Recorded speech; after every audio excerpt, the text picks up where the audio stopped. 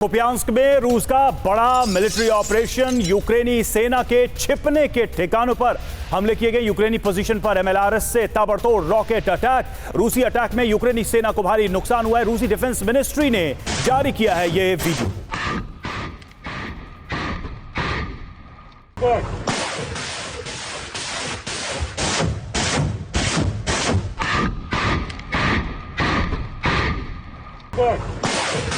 एक और breaking news आपको बता दें, रूसी पैराट्रूपर्स का जबरदस्त हमला सामने आया है। एटीजीएम से यूक्रेनी फोर्स पर अटैक किया गया।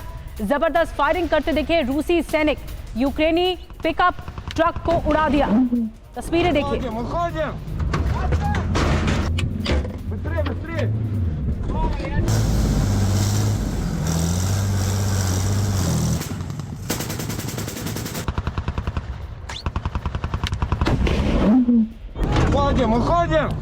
सिन्हा सर, ये जो कदम उठाया जा रहा है, क्या यही काउंटर ऑफेंसिव जो बार बार ये बात सामने आ रही है और जुलाई की जो तारीख सामने आ रही है कि टैक्टिकल वेपन तैयार होंगे, पूरी तरह से तैनात होंगे बेलारूस में, बेलारूस कंधे से कंधा मिलाकर चल रहा है रूस के साथ, ये क्या संकेत दे रहा है? आगे युद्ध और ज्यादा आक्रामकता की तरफ बढ़ेगा, भीषणता की तरफ बढ़ेगा?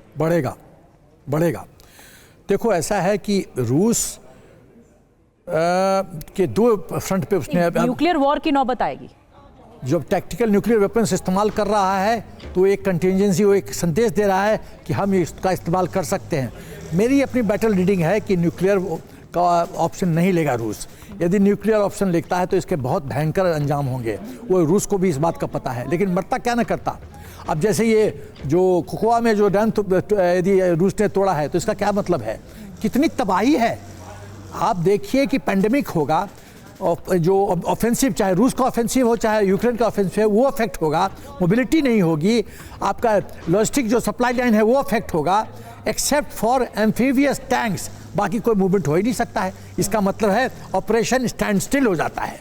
ऑपरेशन तो एक यहाँ तो एक ये पंगा ये हुआ। दूसरी बात है कि बेलारूस में जब TNW डिप्लॉय हो रहे हैं तो संदेश है कि हम तो न्यूक्लियर ऑप्शन के लिए तैयार चला सकते हैं। और वो क्यों इंपॉर्टेंट है ये संदेश देना रूस के परिप्रेक्ष्य में, क्योंकि पोलैंड से मैक्सिमम इक्विपमेंट नाटो का तो रिएक्ट कर दिया। लेकिन सिन्हा सर, ये आपकी बात को अगर अग्री भी कर लिया जाए तो घोष सर, एक चीज तो दिख रही है कि थोड़े समय पहले ये कहा जा रहा था कि धीरे धीरे यूक्रेन के पास एम्युनिशन, बैकअप सब खत्म हो गया। अब ये जो तस्वीरें हैं, ये जो हम काउंटर ऑफेंसिव देख रहे हैं, ये जो अग्रेसिव अटैक और अप्रोच देख रहे हैं मिलिट्री ऑपरेशंस का, ये तो बता रहा है कि लंबी तैयारी करके बैठा है यूक्रेन को बार बार ये नाटो के जो जितने भी देश हैं वो सहायता कर रहा है।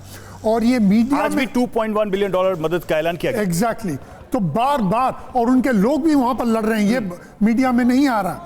एक और बात, मीडिया में बार बार ये आ रहा है कि रूस टैक्टिकल न्यूक्लियर वेपन इस्तेमाल करेगा, न्यूक्लियर वॉर होगा, विध्वंस हो जाएगा। मैं दो प्रश्न पूछता हूं।